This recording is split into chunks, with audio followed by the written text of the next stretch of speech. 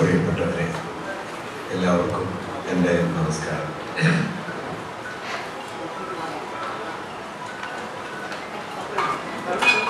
വാസ്തവത്തിൽ വളരെ സവിശേഷമായ ഒരു കൂട്ടായ്മയിലാണ് ഞാൻ പങ്കുചേരുന്നത് എന്ന ഒരു ബോധം എനിക്ക് വലിയൊരു ആഹ്ലാദം തരുന്നു. ഈ കൂട്ടായ്മയെക്കുറിച്ചും ഇതിൻ്റെ നേതൃത്വത്തിൽ നടക്കുന്ന പ്രവർത്തനങ്ങളെക്കുറിച്ചും പലപ്പോഴായി വാർത്തകളിൽ നിന്നും ചില സുഹൃത്തുക്കളുമായുള്ള സംഭാഷണങ്ങളിൽ നിന്നുമൊക്കെ മനസ്സിലാക്കാനായി എനിക്ക് കഴിഞ്ഞിട്ടുണ്ട്. എങ്കിലും നേരിട്ട് ഇത്തരം പ്രവർത്തനങ്ങളിൽ ഏതെങ്കിലും ഉൾപ്പെടാനോ ഇതിൻ്റെ ഈ മാതിരിയുള്ള ഒത്തുചേരലുകളിൽ പങ്കുചേരാനോ ഒന്നും കഴിഞ്ഞിട്ടുമില്ല. ഞാൻ കരുതുന്നത് മാഷയുടെ അധ്യക്ഷ പ്രസംഗം പറഞ്ഞ് നിർത്തിയ ആശയം വളരെ പ്രധാനപ്പെട്ടതാണ് എന്ന് കരുതുന്ന ഒരാളാണ് ഞാൻ. അതായത് പുഴ വൃത്തിയാക്കുക, പരിസ്ഥിതിയെ നിലനിർത്തുക, പ്രകൃതിയുമായി ചേർന്ന് ജീവിക്കുക എന്നതൊക്കെ വളരെ കാൽപ്പനികമായ ഏതോ ചില പ്രവൃത്തികളാണ് എന്ന് പൊതുവെ കരുതി പോരുന്ന ഒരു കാലത്താണ് നമ്മളൊക്കെ ഉള്ളത്. അതിൽ നിന്ന് വ്യത്യസ്തമായി നമ്മുടെ കാലത്തെ ഏറ്റവും പ്രധാനപ്പെട്ട ഒരു സാമൂഹിക രാഷ്ട്രീയ ഇടപെടലാണ് ഈ പ്രവൃത്തി എന്ന് മനസ്സിലാക്കിക്കൊണ്ട് സമർപ്പിതമായി അതിനുവേണ്ടി നിലകൊള്ളുന്ന ഒരു കൂട്ടായ്മയാണ് ഇവിടെ ഉള്ളത്. ഞാൻ രാഷ്ട്രീയ ഇടപെടൽ എന്ന് പറയുന്നത് കക്ഷിതലത്തിലുള്ള രാഷ്ട്രീയ തർക്കങ്ങൾ, സംവാദങ്ങൾ എന്ന നിലയ്ക്കല്ല. അതൊരു തെറ്റാണ് എന്ന ആശയം എനിക്കില്ല. അത് നമ്മുടെ രാഷ്ട്രീയ പ്രക്രിയയുടെ ഒരു ഭാഗമാണ്. പക്ഷെ വിശാലമായ അർത്ഥത്തിൽ മനുഷ്യവംശത്തെ സംബന്ധിച്ചും മനുഷ്യ സമൂഹത്തിൻ്റെ നിലനിൽപ്പിനെ സംബന്ധിച്ചുമൊക്കെയുള്ള വലിയ ചോദ്യങ്ങളും അതിനുള്ള ഉത്തരങ്ങളുമാണ്, അതിനോടുള്ള പ്രതികരണങ്ങളുമൊക്കെയാണ് രാഷ്ട്രീയം എന്ന ആശയത്തെ നിർണയിച്ചു വരുന്ന ഒരു ഘടകം. ആ ചോദ്യോത്തരങ്ങൾ ഇന്നത്തെ നിലയ്ക്കെടുത്താൽ ഒരുപക്ഷെ അതിലെ ഏറ്റവും പ്രധാനപ്പെട്ട പ്രശ്നങ്ങളിൽ ഒന്നായി ലോകം ഇന്ന് പ്രകൃതിയുടെയും പരിസ്ഥിതിയുടെയും മനുഷ്യരുടെയും പരസ്പര ബന്ധത്തെയും അതിലുണ്ടാകേണ്ട ഒരു സമതുലിതത്വത്തെയും കുറിച്ചുള്ള ആശയങ്ങളെ സ്വീകരിച്ചു കഴിഞ്ഞിട്ടുണ്ട് എന്ന് കാണാൻ പറ്റും. മുൻപിതിങ്ങനെ ആയിരുന്നില്ല. 1961 കേരളത്തിലെ വലിയ കവിയായ എടശ്ശേരി പള്ളിക്കൂടത്തിലേക്ക് എന്ന ഒരു കവിത എഴുതുന്നത്. പള്ളിക്കൂടത്തിലേക്ക് വീണ്ടും ഒരു കുഞ്ഞിനെയും കൊണ്ട് അച്ഛൻ ആദ്യമായിട്ട് വിദ്യാലയത്തിലേക്ക് പോകുന്ന ഒരു സന്ദർഭമാണ്. മൂത്ത സഹോദരി അനുജനെ അണിയിച്ചൊരുക്കി അച്ഛനോടൊപ്പം സ്കൂളിലേക്ക് പോകാൻ അവനെ തയ്യാറാക്കി കൊണ്ടുവരുന്ന സമയത്ത് ആ കുഞ്ഞിനെ നോക്കുന്ന അച്ഛൻ്റെ മനോവിചാരങ്ങൾ എന്ന നിലയിലാണ് ആ കവിത എടശ്ശേരി അവതരിപ്പിക്കുന്നത്. അതിൽ പല കാര്യങ്ങളുണ്ട്. അതിൽ കുഞ്ഞിനോട് അച്ഛൻ പറയുന്ന ഒരു വാക്യം, ഒരു ആശയം, നിന്നെയും കാത്തു പതിവ് പോലെ വന്നിരിപ്പുണ്ട് ഇളങ്കിളികൾ, ശ്രേഷ്ഠരവരോട് യാത്ര ചൊല്ലൂ, പേച്ചറിയുന്നവർ നിങ്ങൾ തമ്മിൽ. നിന്നെ കാത്ത് എന്നും വരുന്നത് പോലെ കിളികൾ വന്നിട്ടുണ്ട്. ആ കിളിയോടും യാത്ര പറഞ്ഞിട്ട് പുറപ്പെടണം. നിനക്ക് കിളിയുടെ വാക്കറിയുമല്ലോ, പേച്ചറിയുന്നവർ നിങ്ങൾ തമ്മിൽ. അടുത്ത വരിയിലെ നീ പോയി പഠിച്ചു വരുമ്പോഴേക്കും നിങ്ങൾ അന്യോന്യം മറന്നിരിക്കും. പോയി വരുമ്പോൾ മറന്നു. പോയി നാം ഇത്തിരി വ്യാകരണം വായിലാക്കിയിട്ട് വരുന്നു മന്ദം. നാവിൽ നിന്ന് അപ്പാടെ പോയി കഴിഞ്ഞു നാനാ ജഗന്മനോരമ്യ ഭാഷ. ജഗന്മനോരമ്യമായ ഒരു ഭാഷയെ ഏതാണ്ട് ഇല്ലാതാക്കി മറ്റൊരു തരത്തിലുള്ള ഒരു ഏകഭാഷയിലേക്ക് മനുഷ്യരെ ആനയിക്കുന്ന ഒന്നായി, വളരെ കൃത്രിമമായി മനുഷ്യരെ പാകപ്പെടുത്തിയെടുക്കുന്ന ഒന്നായി നമ്മുടെ അറിവ് മാറിക്കൊണ്ടിരിക്കുന്നു എന്നൊരു താക്കീത് എടശ്ശേരി എഴുതുന്നത് 1961 അന്ന് റേച്ചൽ കാഴ്സന്റെ സൈലന്റ് സ്പ്രിംഗ് പോലും വന്നിട്ടില്ലായിരുന്നു. ശരി, ആ കവിതയിൽ പിന്നെ എഴുതുന്നുണ്ട്, തൻ്റെ കുട്ടിക്കാലത്തെ കുറിച്ച് ഓർക്കുന്നുണ്ട്. 50 കൊല്ലം മുമ്പ് ആര് തമ്മിൽ കമ്പം പിടിക്കും കളിമ്പമാർന്നു, പുസ്തകജ്ഞാനം അവരെ മർത്യപുത്രനും തിര്യക്കുമാക്കി മാറ്റി. 50 കൊല്ലം മുമ്പ് ഇതുപോലെ കിളിയും ഞാനും തമ്മിലും ചേർച്ചയുണ്ടായിരുന്നു.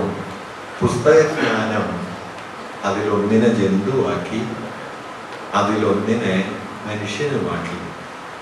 അവിടെ കൊണ്ടും തീരുന്നില്ല. കടശ്ശേരി എഴുതുന്നത് ആ ഭേദബുദ്ധി ആഭിജാത്യത്തിന്റെ തട്ടുകൾ സൃഷ്ടിക്കുകയും പ്രകൃതിയെ അപ്പുറത്താക്കുകയും ചെയ്തു എന്ന് അദ്ദേഹം തുടർന്ന് നിരീക്ഷിക്കുന്നുണ്ട്. വാസ്തവത്തിൽ നമ്മുടെ പുതിയ കാലത്തെ അല്ലെങ്കിൽ ആധുനികമെന്ന് നാം വിളിച്ചു വരുന്ന ലോകത്തിന്റെ ഏറ്റവും പ്രധാനപ്പെട്ട സ്വഭാവ സവിശേഷതകളിൽ ഒന്ന് പ്രകൃതിയും മനുഷ്യനും തമ്മിലുള്ള പാരസ്പര്യം എന്ന ആശയത്തിലുണ്ടായ വിള്ളലാണ്. ആ വിള്ളൽ ഇപ്പോൾ 20-ാം നൂറ്റാണ്ടിലെ വലിയ ചിന്തകന്മാരിൽ ഒരാളായ റെയ്മണ്ട് വില്യംസ് അദ്ദേഹത്തിന്റെ കൃതികളിലൊരിടത്ത് കീവേഡ്സ് എന്നൊരു പുസ്തകമുണ്ട്. അദ്ദേഹത്തിന്റെ താക്കോൽ വാക്കുകൾ, ചില പ്രധാന വാക്കുകളും അവയുടെ ചരിത്രവും വിശദീകരിക്കുന്ന ഒരു കൃതിയാണ്. അതിൽ അദ്ദേഹം നേച്ചർ എന്നുള്ള വാക്കിനെ കുറിച്ചുള്ള ചർച്ച തുടങ്ങുന്നത് വളരെ സവിശേഷമായ ഒരു നിരീക്ഷണത്തോടെയാണ്. അദ്ദേഹം പറയുന്നത്, പ്രകൃതി എന്ന് കേൾക്കുമ്പോൾ നമുക്ക് പുറത്തുള്ള എന്തോ ഒന്നാണ് എന്നാണ് നാം ധരിക്കുക.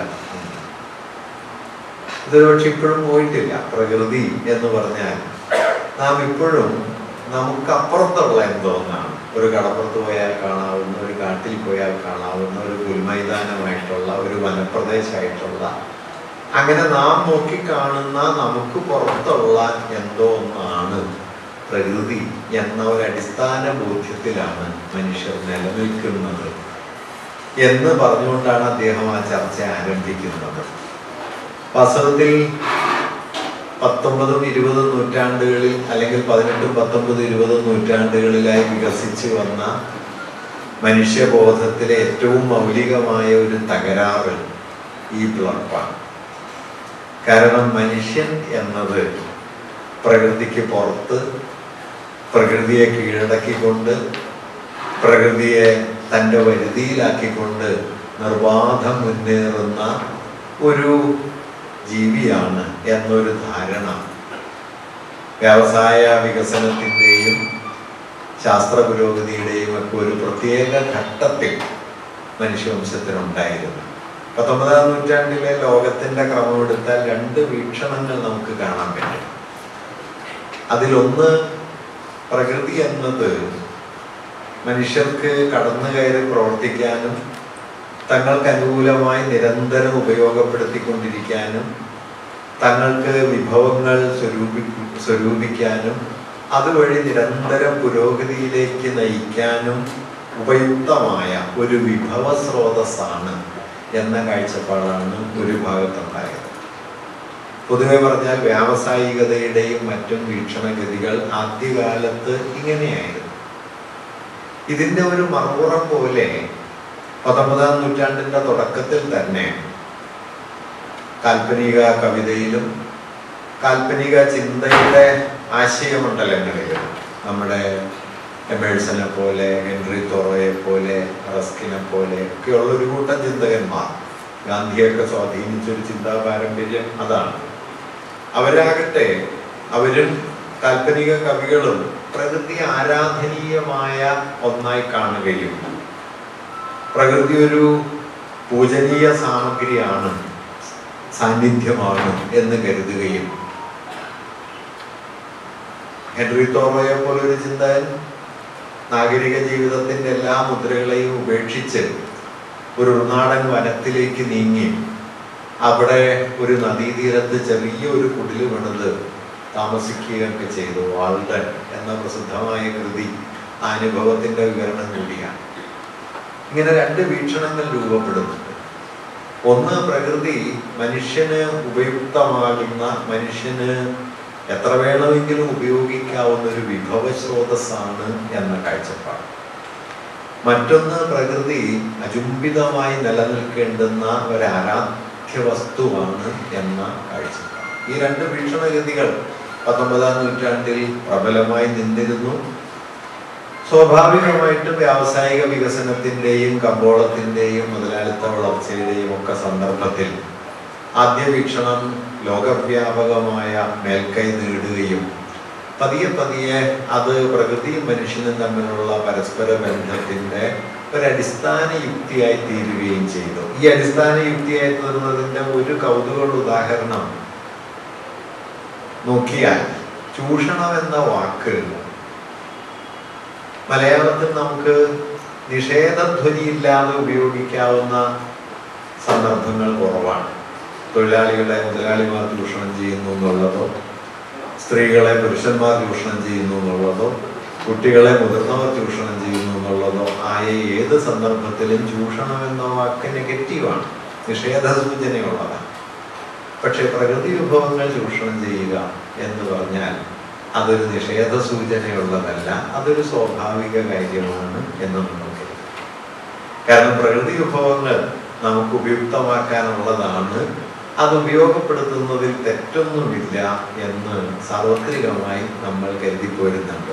ഞാൻ പറഞ്ഞു തന്ന കാര്യം എന്താണെന്ന് വെച്ച് കഴിഞ്ഞാൽ, എടശ്ശേരി കവിതയിൽ സൂചിപ്പിച്ചതുപോലെ ഈ അടിസ്ഥാനപരമായ ഒരു പിളർപ്പ് 19-ാം നൂറ്റാണ്ടിൽ തന്നെ രൂപപ്പെട്ടതാണ്. ഒരുപക്ഷെ ആധുനികത മനുഷ്യവംശത്തിന്റെ ചരിത്രത്തിലുണ്ടാക്കിയ ഏറ്റവും വലിയ വൈരുദ്ധ്യം അത് പ്രകൃതിയെ മാനുഷികതയുടെ മറുപുറമായിട്ട് കാണാൻ പരിശീലിപ്പിച്ചു എന്നതാണ്. അതുകൊണ്ട് നമുക്ക് എപ്പോഴെങ്കിലും ഒക്കെ ചെന്ന് കാണാവുന്ന ഒരു സ്ഥലമായി, ചെന്ന് കാണാവുന്ന ഒരു സ്ഥാനമായി പ്രകൃതി മാറിത്തീരുകയാണ് ചെയ്യുന്നത്. അത് ഭംഗിയോടെ ഒരുക്കി നിർത്തി കഴിഞ്ഞാൽ, അങ്ങനെ ഭംഗിയോടെ ഒരുക്കി നിർത്തുന്ന ഒരു കാഴ്ച വസ്തുവിന്റെ സ്വഭാവമാണ് പ്രകൃതിക്കുള്ളതെന്നും, അല്ലാത്തവയൊക്കെ മരങ്ങളാകട്ടെ, പുഴകളാകട്ടെ, സമുദ്രമാകട്ടെ, നദീതടങ്ങളാകട്ടെ, ഇതൊക്കെ നമുക്ക് നമ്മുടെ ജീവിത വികാസത്തിന് വേണ്ടി ഉപയോഗപ്പെടുത്താൻ കഴിയുന്നതാണ് എന്നുമുള്ള ഒരു കാഴ്ചപ്പാട് 19-ാം നൂറ്റാണ്ടിൽ വളരെ ശക്തമായി വന്നു. 20-ാം നൂറ്റാണ്ടിലും അത് വലിയ തോതിൽ പടർന്നു പിടിച്ചു. അതേക്കുറിച്ചുള്ള തിരിച്ചറിവുകൾ ഇപ്പോൾ വളരെ വ്യാപകമാണെങ്കിലും ആ തിരിച്ചറിവുകളിൽ നിന്ന് പ്രായോഗികമായ ഇടപെടലുകളിലേക്ക് എത്താൻ നമുക്ക് എത്രത്തോളം കഴിഞ്ഞിട്ടുണ്ട് എന്ന് ചോദിച്ചാൽ മിക്കവാറും വളരെ കുറഞ്ഞ അളവിലാണ് അത് കഴിഞ്ഞിട്ടുള്ളത്. തിരിച്ചറിവുകൾ നിശ്ചയമായിട്ടുണ്ട്. 19-ാം നൂറ്റാണ്ടിന്റെ പകുതിയോടെ തന്നെ ഇങ്ങനെയല്ല കാര്യങ്ങളുടെ പോക്ക് എന്ന വിശദീകരണങ്ങൾ വളരെ കൂടുതലുണ്ടായി. ഇപ്പൊ കേരളത്തിൽ അങ്ങനെ കാര്യമായി ശ്രദ്ധിക്കപ്പെട്ടിട്ടും ഇല്ലാത്ത ചില നിരീക്ഷണങ്ങൾ അക്കാലത്ത് തന്നെ ഉണ്ട്, നമ്മുടെ ആലോചനകളിൽ വന്നിട്ടില്ലാത്ത. ഇപ്പോ 19-ാം നൂറ്റാണ്ടിന്റെ അവസാനത്തോടെയാണ് എംഗൽസ് അദ്ദേഹത്തിന്റെ പ്രധാനപ്പെട്ട ഒരു കൃതി എഴുതുന്നത്. അത് പ്രകൃതിയുടെ വൈരുദ്ധ്യാത്മകത എന്നാണ്. ആ കൃതിയിൽ എംഗൽസ് പറയുന്ന ഒരു കാര്യം, അന്യഗ്രഹം കീഴടക്കിയ ജേതാവിനെ പോലെ പ്രകൃതിയെ കീഴടക്കിയതായി നാം ധരിക്കരുത്. മറ്റ് ഗ്രഹങ്ങളെ വെട്ടിപ്പിടിക്കുന്നവരെ പോലെ മജ്ജയും മാംസവും സത്തയുമായി മനുഷ്യർ പ്രകൃതിയുടെ തന്നെ ഭാഗമാണ്. ഇതിനുശേഷം അദ്ദേഹം നടത്തുന്ന ഒരു മൗലികമായ നിരീക്ഷണം ഒരുപക്ഷെ ഇന്ന് നമുക്ക് അതിന്റെ ആഴം കൂടുതൽ അനുഭവവേദ്യമാകുന്നുണ്ട്. എംഗൽസ് എഴുതിയത്, പ്രകൃതിയിൽ നാം നടത്തുന്ന ഇടപെടലിന്റെ ഒന്നാമത്തെ ഫലം നമുക്ക് മുൻകൂട്ടി കാണാവുന്നതും ഗുണകരവുമാകാമെങ്കിലും രണ്ടാമത്തെയും മൂന്നാമത്തെയും ഫലങ്ങൾ നമുക്ക് ഒട്ടുമേ മുൻകൂട്ടി കാണാൻ കഴിയാത്തതും ഒന്നാമത്തെ നേട്ടങ്ങളെ എന്നേക്കുമായി തട്ടിക്കിഴിക്കാൻ പോകുന്നതും ആയിരിക്കും. അതുകൊണ്ട് നാം നടത്തുന്ന ഇന്റർവെൻഷൻ എന്ന് പറയുന്നത് അതിന്റെ ഫസ്റ്റ് ഫേസ് റിസൾട്ട് എന്താണ് എന്ന് നമുക്ക് പ്രെഡിക്റ്റ് ചെയ്യാൻ പറ്റും. പലപ്പോഴും നമുക്കത് പോസിറ്റീവ് ആയിരിക്കും. പക്ഷേ രണ്ടാമത്തെ ചുവട്, മൂന്നാമത്തെ ചുവട് അതെങ്ങനെയാണ് മാറിത്തീരുക എന്നതിനെ കുറിച്ച് നിങ്ങൾക്ക് ഒട്ടുമേ പ്രെഡിക്റ്റ് ചെയ്യാൻ പറ്റില്ല. മാത്രമല്ല, ഒന്നാമത് നിങ്ങൾക്ക് കൈവന്നു എന്ന് കരുതുന്ന നേട്ടങ്ങളെ വലിയ തോതിൽ റദ്ദാക്കിക്കൊണ്ടായിരിക്കും രണ്ടും മൂന്നും തലങ്ങളിലെ അതിൻ്റെ തുടർഫലങ്ങൾ ഉണ്ടാവുക എന്ന് എംഗൽസ് അവിടെ എഴുതുന്നുണ്ട്. അതിനുശേഷമാണ് അദ്ദേഹം ഈ വാക്യം എഴുതുന്നത്: അന്യഗ്രഹം കീഴടക്കിയ ജേതാവിനെ പോലെ പ്രകൃതിയെ കീഴടക്കിയതായി മനുഷ്യർ കരുതരുത്. മജ്ജയും മാംസവും രക്തവുമായി മനുഷ്യർ പ്രകൃതി തന്നെയാണ്. ഈ മനുഷ്യനും പ്രകൃതി, ഈ ആശയം വേറൊരു രൂപത്തിൽ അതിനു മുമ്പ് മാർസൽ സെൽത്ത് എഴുതുന്നുണ്ട്. ഞാനിത് പറയാൻ കാരണം 19-ാം നൂറ്റാണ്ടിൽ പ്രബലമായ രണ്ട് വീക്ഷണഗതികളെയും നിരാകരിച്ചുകൊണ്ട് ഒരുപക്ഷെ പ്രകൃതി മനുഷ്യ ബന്ധത്തിന്റെ ഒരു സമതുലിതത്വത്തെ എങ്ങനെയാണ് നോക്കിക്കാണാനുള്ള ഒരു ഗതി രൂപപ്പെട്ടത് എന്ന് പറയായിരുന്നു. മാർക്സ് പ്രകൃതിയെ കുറിച്ച് പറഞ്ഞ ഏറ്റവും മർമ്മസ്പർശിയായ ഒരു നിരീക്ഷണം അദ്ദേഹം എഴുതിയത്: nature is the inorganic body of human being. മനുഷ്യന്റെ അജൈവ ശരീരമാണ് പ്രകൃതി. ജൈവ ശരീരം എൻ്റെ ഇതാണ്. പക്ഷെ ഈ ശരീരം നിലനിൽക്കണം എങ്കിൽ അതെനിക്ക് പുറത്തുള്ള പ്രകൃതി എന്ന അജൈവ ശരീരത്തിന്റെ ഭാഗമാകണം. പുറത്ത് കാറ്റില്ലെങ്കിൽ, വായു ഇല്ലെങ്കിൽ ശ്വസിക്കാൻ പറ്റില്ല. അല്ലെങ്കിൽ പുറത്ത് ജലമില്ലെങ്കിൽ എനിക്ക് ശരീരത്തിൽ ജീവജലം ഉണ്ടാവില്ല. പുറത്ത് നിറങ്ങളില്ലെങ്കിൽ എനിക്ക് കാഴ്ചയില്ല. പുറത്ത് ശബ്ദമില്ലെങ്കിൽ എനിക്ക് കേൾവിയില്ല. പുറത്ത് ഗന്ധമില്ലെങ്കിൽ എനിക്ക് ഘ്രാണമില്ല. അതുകൊണ്ട് പ്രകൃതിയുടെ ഭാഗമായ നിറങ്ങളും ശബ്ദങ്ങളും അതുപോലെ പ്രകൃതിയുടെ ഭാഗമായ പുഴയും മഴയും കാറ്റും എല്ലാം ചേർന്നാണ് ഞാനായി നിൽക്കുന്നത്. അതുകൊണ്ട് ഞാനും പ്രകൃതിയും തമ്മിൽ ഒരു അകലമുണ്ട് എന്നുള്ളത് ശരിയായിരിക്കെ തന്നെ ഞാനും പ്രകൃതിയും തമ്മിൽ ഒരു തുടർച്ചയും ഉണ്ട്. അതുകൊണ്ടാണ് inorganic body of the human being, അജൈവ ശരീരം എന്ന് അദ്ദേഹം അതിനെ വിശേഷിപ്പിച്ചത്. മനോഹരായ ഒരു കൽപ്പനയാണ്. എൻ്റെ ശരീരം ഇതാണ്, പക്ഷേ ഓർഗാനിക് ബോഡി ഇതാണ്. പക്ഷെ ഈ ബോഡി ഫങ്ഷൻ ചെയ്യണമെങ്കിൽ പ്രകൃതി എന്ന ഇനോർഗാനിക് ബോഡി വേണം. അതിന്റെ അഭാവത്തിൽ നിങ്ങൾക്ക് നിൽക്കാൻ പറ്റില്ല. നമ്മൾ ആരും ഓർക്കുന്നില്ല. ഗുരുത്വാകർഷണം ഇല്ല എന്ന് വെച്ച് കഴിഞ്ഞാൽ ഈ ഇരിപ്പ് സാധ്യമല്ല. ഗുരുത്വാകർഷണം കൊണ്ട് കൂടിയാണ് ഇരിക്കുന്നത്. ഇരിക്കുമ്പോൾ ഓർക്കുന്നില്ലെങ്കിലും പക്ഷെ അങ്ങനെ ഒരു സംഗതിയുണ്ട്. അതുകൊണ്ട് ഈ പ്രകൃതി എന്നത് റൈമണ്ട് വില്യംസ് അതുകൊണ്ടാ പറഞ്ഞ ഏറ്റവും അസ്വാഭാവികമായ ഒരു കാര്യം ഏറ്റവും സ്വാഭാവികമായി തോന്നുന്നു. സ്വാഭാവികമായ കാര്യം എന്താണെന്ന് വെച്ച് കഴിഞ്ഞാൽ പ്രകൃതി നമുക്ക് പുറത്തുള്ള എന്തോ ഒന്നാണ് എന്ന് കരുതുന്നു. അതുകൊണ്ട് പ്രകൃതിയും മനുഷ്യനും തമ്മിലുള്ള പാരസ്പര്യം എന്ന് ഞാൻ പറയാൻ കാരണം നമ്മുടെ പ്രകൃതി ബോധം തിരിച്ചും പോയിട്ടുണ്ട്. അതായത് വലിയ എല്ലാ സുഖസൗകര്യങ്ങളല്ല കേട്ടോ ഞാൻ പറയാം, ആർഭാടം. കേരളത്തിലെ ഏറ്റവും വലിയ സാമൂഹ്യ വിരുദ്ധ പ്രവർത്തനങ്ങളിൽ നിന്ന് കേരളത്തിലെ വീട് നിർമ്മാണമാണെന്ന് കരുതുന്ന ഒരാളാണ് ഞാൻ. പണ്ട് ടോൾസ്റ്റോയ് ചോദിക്കുന്നുണ്ട്, ഒരാൾക്ക് എത്ര അടി മണ്ണ് വേണം എന്നതുപോലെ ഒരു കുടുംബത്തിന് താമസിക്കാൻ എങ്ങനെയുള്ളൊരു വീട് വേണം എന്നത് വളരെ പ്രധാനപ്പെട്ട ഒരു ചോദ്യമാണ്. കാരണം ഇതിനുപയോഗിക്കുന്ന വിഭവങ്ങളൊന്നും അവരുണ്ടാക്കുന്നതല്ലല്ലോ. അത് മണലായാലും അത് കരിങ്കല്ലായാലും മറ്റ് സാമഗ്രികളായാലും ഈ ഭൂമിയിൽ നിന്ന് ഉണ്ടാക്കുന്നതാണ്. അത് പണമുള്ളവർക്ക് മാത്രം കൈയടക്കാൻ പറ്റുന്ന വിധത്തിൽ ഇത് ഭീമാകാരമായി ഉപയോഗിക്കുകയും സാധാരണ മനുഷ്യർക്ക് അവരുടെ മിനിമം ആവശ്യങ്ങൾക്ക് ലഭ്യമല്ലാതാവുകയും ചെയ്യുന്ന സ്ഥിതിയിലേക്ക് ഇതെത്തിച്ചേർന്നു. അതുകൊണ്ട് തന്നെ നാം ഉണ്ടാക്കുന്ന വീട് നമ്മുടെ ആവശ്യത്തിനുള്ളതായിരിക്കണം എന്ന് കരുതേണ്ടത് വളരെ പ്രധാനമാണ്. കേരളത്തിലെ വീടിന്റെ ഒന്നാമത്തെ ആവശ്യമെന്ന് പറയുന്നത്, ഞാൻ മൊത്തത്തിൽ അടച്ചു പറയുകയാണെന്ന് കരുതരുത്, പക്ഷെ ഒരു അടിസ്ഥാന സ്വഭാവമായിട്ടുണ്ട്. കേരളത്തിലെ വീട് നിർമ്മാണത്തിന്റെ ഒരു അടിസ്ഥാന താല്പര്യം അത് പ്രദർശന വസ്തുവാണ് എന്നുള്ളതാണ്. അകത്താരും താമസിച്ചില്ലെങ്കിലും സംഗതി ഗംഭീരമായിരിക്കണം. അപ്പൊ നിങ്ങൾ ഈ ചുറ്റുവട്ടത്തൊക്കെ നോക്കിയാൽ അറിയാം, 100 വീടുണ്ടെങ്കിൽ 70 അടഞ്ഞതൊക്കെ ഉണ്ടാവും.